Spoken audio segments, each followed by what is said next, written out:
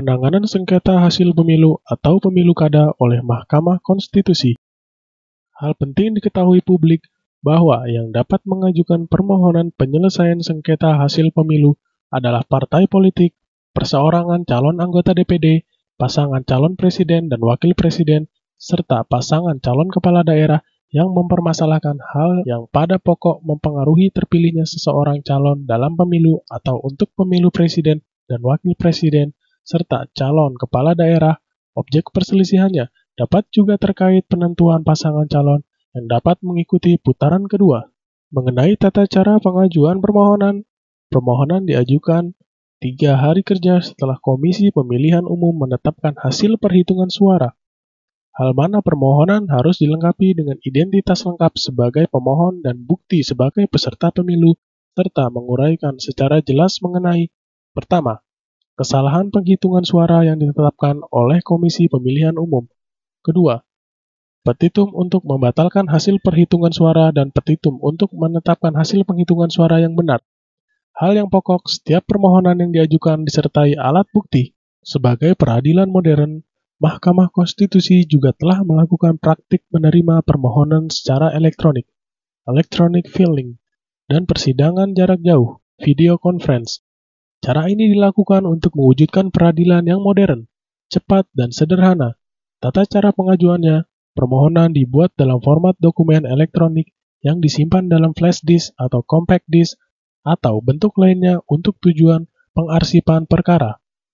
Sebelum dokumen elektronik tersebut dikirimkan, pemohon terlebih dahulu harus melakukan registrasi secara online atau offline di Kepaniteraan MK untuk mendapatkan nama identifikasi dan kode akses yang akan berfungsi pula sebagai tanda tangan signature.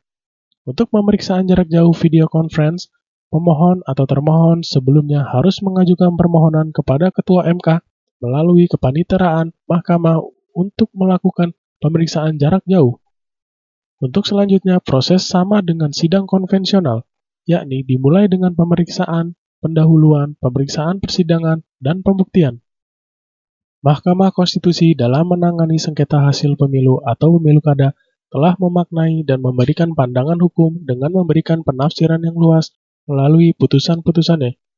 Sebagai salah satu pemegang kekuasaan kehakiman yang memiliki wewenang untuk mengadili sengketa hasil pemilihan umum, Mahkamah Konstitusi akan meneliti secara mendalam adanya pelanggaran yang bersifat terstruktur, sistematis, dan masif yang memengaruhi hasil perolehan suara tersebut. Cara tersebut telah menjadi jurisprudensi dan diterima sebagai solusi hukum. Dasar konstitusional atas sikap mahkamah yang seperti itu adalah ketentuan pasal 24C ayat 1 Undang-Undang Dasar 1945 yang menyatakan Mahkamah Konstitusi berwenang mengadili dan memutus perselisihan tentang hasil pemilihan umum. Di dalam ketentuan tersebut jelas dinyatakan bahwa mahkamah mengadili dan memutus hasil pemilihan umum dan bukan sekedar hasil perhitungan suara pemilihan umum saja. Dalam menilai proses terhadap hasil pemilu atau pemilu kada, mahkamah membedakan berbagai pelanggaran ke dalam 3 kategori. Pertama, pelanggaran dalam proses yang tidak berpengaruh atau tidak dapat ditaksir pengaruhnya terhadap hasil suara pemilu atau pemilu kada. Kedua, pelanggaran dalam proses pemilu atau pemilu kada yang berpengaruh terhadap hasil pemilu atau pemilu kada. Ketiga, pelanggaran tentang persyaratan menjadi calon yang bersifat prinsip dan dapat diukur, seperti syarat tidak pernah dijatuhi pidana dan syarat keabsahan dukungan bagi calon independen, dapat dijadikan dasar untuk membatalkan hasil pemilu atau pemilu kada, karena ada pesertanya yang tidak memenuhi syarat sejak awal.